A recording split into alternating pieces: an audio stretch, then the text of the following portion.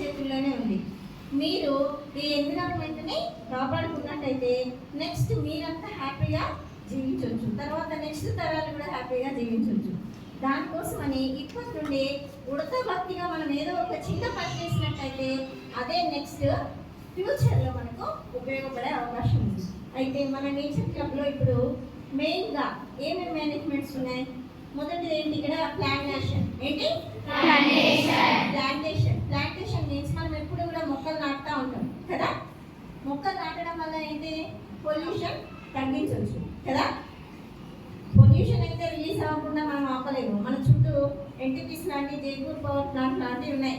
మీరు అబ్జర్వ్ చేసే ఉంటారు. కొన్నిసార్లు బయటకు వెళ్ళినప్పుడు దట్టమైన పొగ వస్తూ ఉంటుంది, నల్లగా ఉండే పొగ కదా. అలాంటి వాటిని మనం ఏం చేయలేము. కానీ మనం చేయగలిగింది ఏంటి? ప్లాంటేషన్.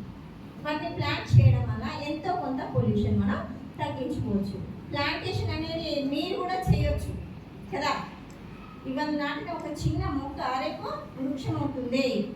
అది ఎంతో మందికి ఆక్సిజన్ని అందిస్తుంది. కాబట్టి మీరంతా ఆల్రెడీ మీ అంటే ముందు ఎప్పటి నుండో చెప్తూనే ఉంటాం, మీ బర్త్డే రోజు కంపల్సరీగా మొక్క నాటండి అని చెప్తా ఉంటాం కదా. అది హ్యాబిట్గా చేసుకోండి. ఇప్పుడు మనం చూసినట్టయితే మన చుట్టంతా కాంక్రీట్ జంగల్ అయింది. ఏ ఇంట్లో కూడా మొక్కలు నాటుకోవడానికి, కొత్తగా కట్టే ఇళ్ళలో మొక్కలు నాటుకోవడానికి ప్లేసే లేదు. కాబట్టి మీరంతా కూడా ఖాళీగా ఉన్న ప్రదేశాలలో ప్లాంటేషన్ చేసినట్టయితే అదే తర్వాత ఫ్యూచర్లో కొంతమందికైనా ఆధారం అవ్వగలుగుతుంది. ఆ ఉద్దేశంతోనే మనం ఫారెస్ట్ని కన్సర్వ్ చేయలేదు. ఈ విధంగా అయినా కొంతవరకు దాన్ని మనం రిప్లేస్ చేసే ఛాన్స్ ఉంటుంది. నెక్స్ట్ ఏంటి? Water wastage management. మనకు తెలియకుండానే ప్రతిరోజు ఎంతో లీటర్స్ వాటర్ని మనం వేస్ట్ చేస్తూ ఉంటాం.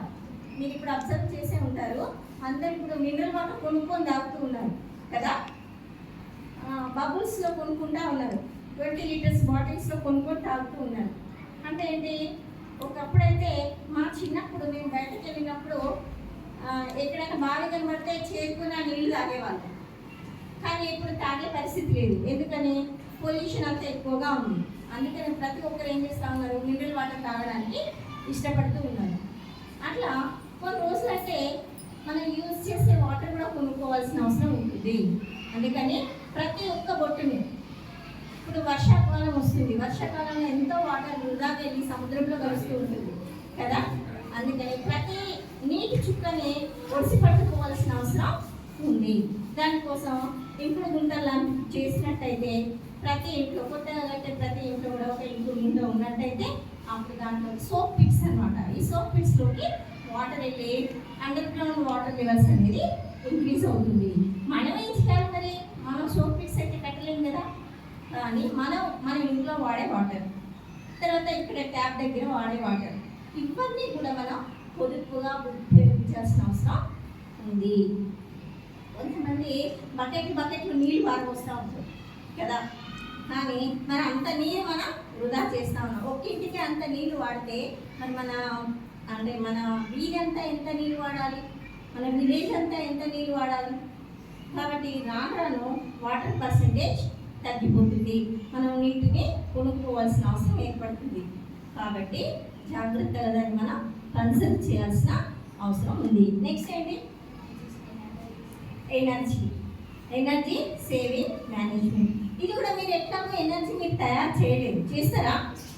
చేయలేదు. కానీ మనం ఏం చేయొచ్చు? దాన్ని సేవ్ చేయొచ్చు.